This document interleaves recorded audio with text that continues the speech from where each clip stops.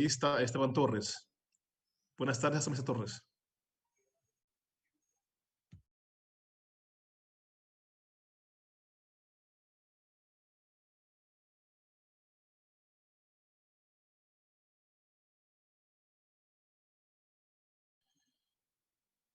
Enciende el micrófono, por favor, asambleísta Torres.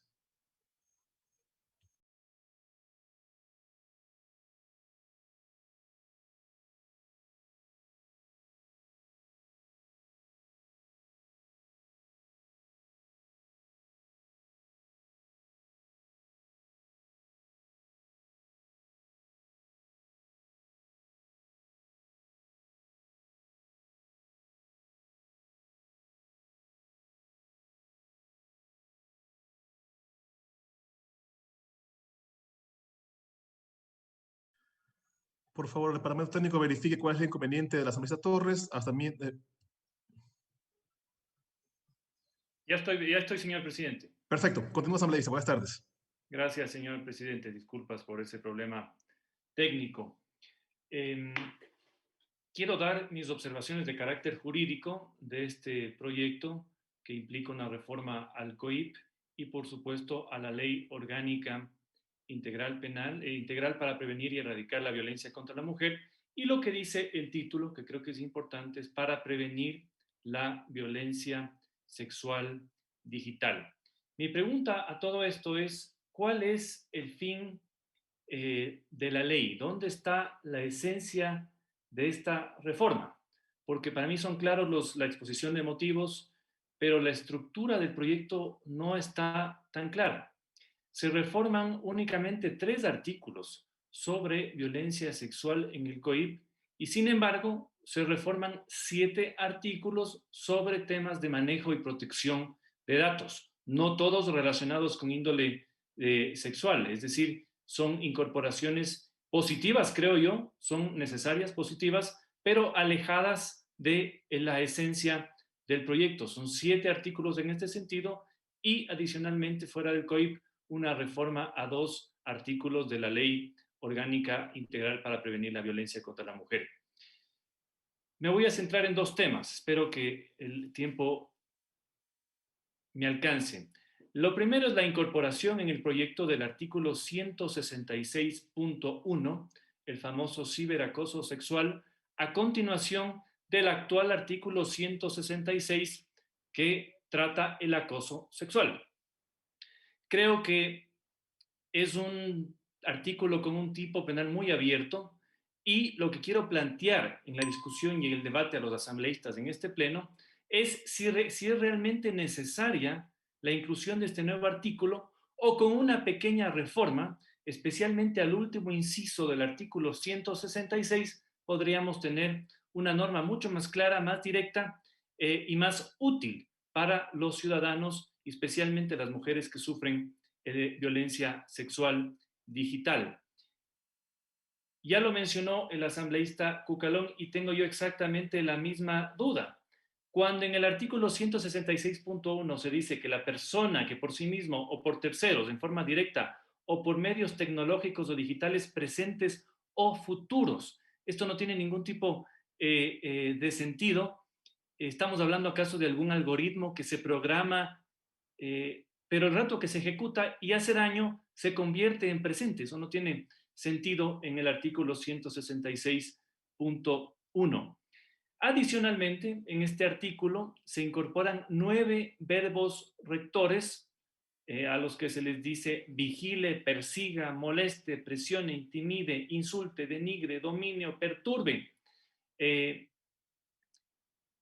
Y la conducta, el hilo conductor de estos verbos, lo dice el artículo 166.1, se da con el fin de establecer contacto con ella, es decir, la persona afectada, para incitarla a algún acto de naturaleza sexual.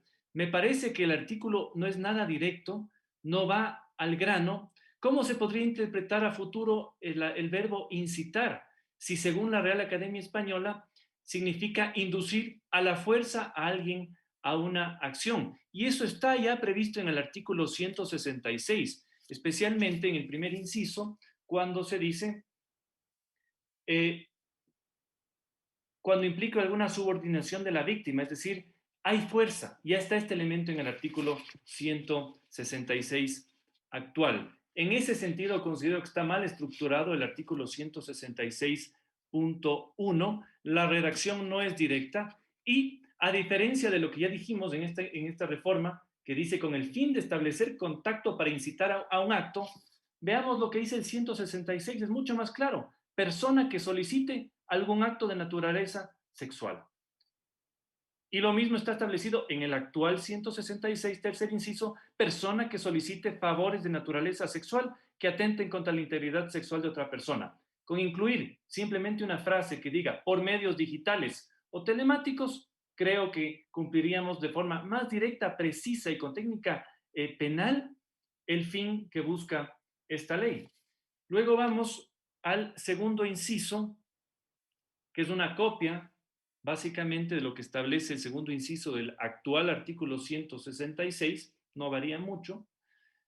Vamos luego al tercer inciso del 166.1, entendible, creo que no hay mayores objeciones ahí. Y vamos, eso sí, al cuarto inciso, que me parece absolutamente innecesario, que nos dice cuando el producto de la afectación a la salud emocional de la víctima de este delito se deriven o se hayan derivado conductas autolesivas a la víctima. Se sobreentiende en los verbos rectores del 166.1 que todos esos verbos rectores, o al menos la mayoría, ya están generando un daño. Cuando hablamos, por ejemplo, de molestar, que a una persona le moleste algo es porque le está generando un daño. Que a una persona se siente intimidada es porque ya ha recibido ese daño. O que alguien se sienta denigrado significa ya que ha recibido un daño o está experimentando un daño. Por lo tanto, yo creo que el cuarto inciso es absolutamente innecesario en esta reforma. El quinto inciso, y eso también se mencionó ya por parte de un comisionado, a mí me parece absolutamente inaplicable. Quien sea sentenciado por un delito quedará inhabilitado durante el tiempo que dure la pena para el acceso a medios digitales. Eso es imposible. ¿Cuántos medios digitales? Vamos ahora, ¿qué estamos hablando del Wi-Fi? Estamos hablando de entrar a hacer una cuenta en alguna red social que además proliferan cada semana nuevas redes sociales. ¿Quién va a controlar eso? ¿Quién va a evitar que esa persona se registre con otro correo, con otro nombre, como de hecho sucede ya con las cuentas trolls, que de hecho se utilizan para denigrar y afectar a las personas en todos los ámbitos? Entonces, es absolutamente inaplicable el quinto inciso del artículo 166.1. Vamos ahora al sexto inciso, en donde se trata el famoso tema de evitar la revictimización. Yo, créanme, estimados señores asambleístas, nunca entiendo bien qué significa o qué se entiende por revictimización y dónde están los límites entre investigar hasta el final o revictimizar. Entonces, cuidado también, esto implica que no hay preguntas por parte, si esto termina en fiscalía, para investigar un hecho y ya con eso se puede sancionar a una persona. Me parece que este es un término que debe estar mucho más debatido y discutido. El inciso final del 166 me parece entendible. Por razones de tiempo, señor presidente, me voy a centrar únicamente ya en el artículo 178.1, que es el otro artículo interesante respecto de el fin que busca esta ley y que se refiere fundamentalmente a la divulgación de contenido sexual explícito sin consentimiento. El artículo 178 actual, que estaría antes de este artículo si se llega a incorporar, se refiere ya a la violación a la intimidad. Y hago la misma pregunta y la misma inquietud. ¿Hace falta incorporar este artículo o primero ya estaría la misma conducta en el actual 178 o lo mejor es modificar el 178 o incluir de alguna manera lo que busca esta ley para que esto esté en la reforma que se está discutiendo? Se dice, por ejemplo, algunos temas especiales, verbos rectores en este nuevo artículo 178.1. Estamos hablando de divulgar, revelar, viralizar. Viralizar es un término muy ambiguo, porque una sola persona no puede viralizar un contenido. Para viralizar se requiere la acción colectiva, no de pocas personas, de muchas personas. Contenido viral se podría entender si supera por ejemplo, en el caso del Twitter, unos 1.500 retweets, no sabemos.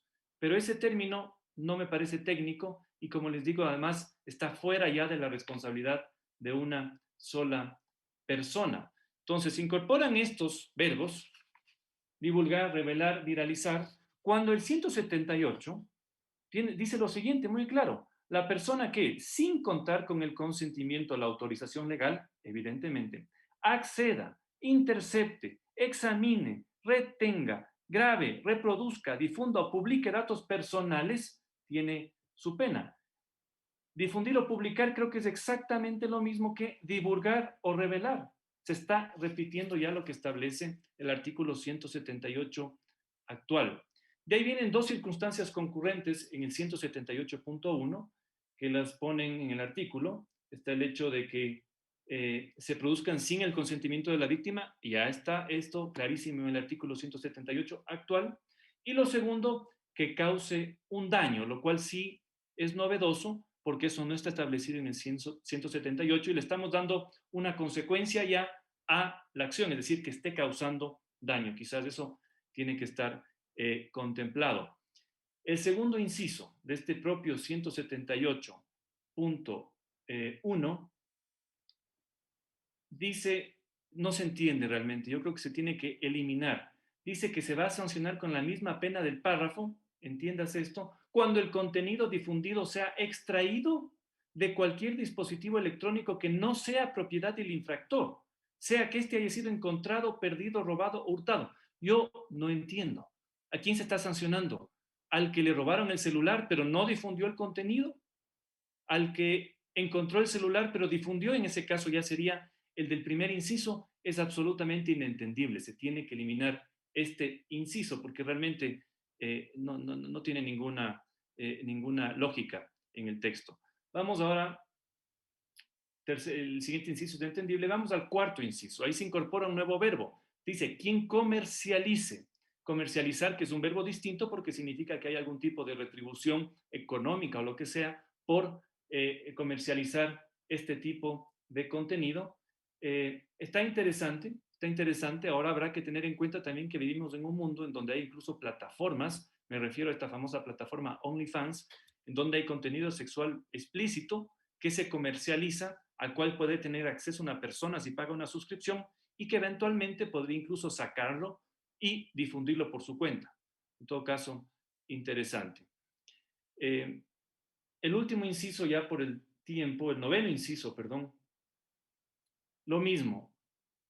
No se entiende lo que está en el otro artículo, cómo a alguien se le va a inhabilitar de usar medios, quién va a ser el policía, cómo va esa persona a darse cuenta que no están usando otro nombre, otra dirección.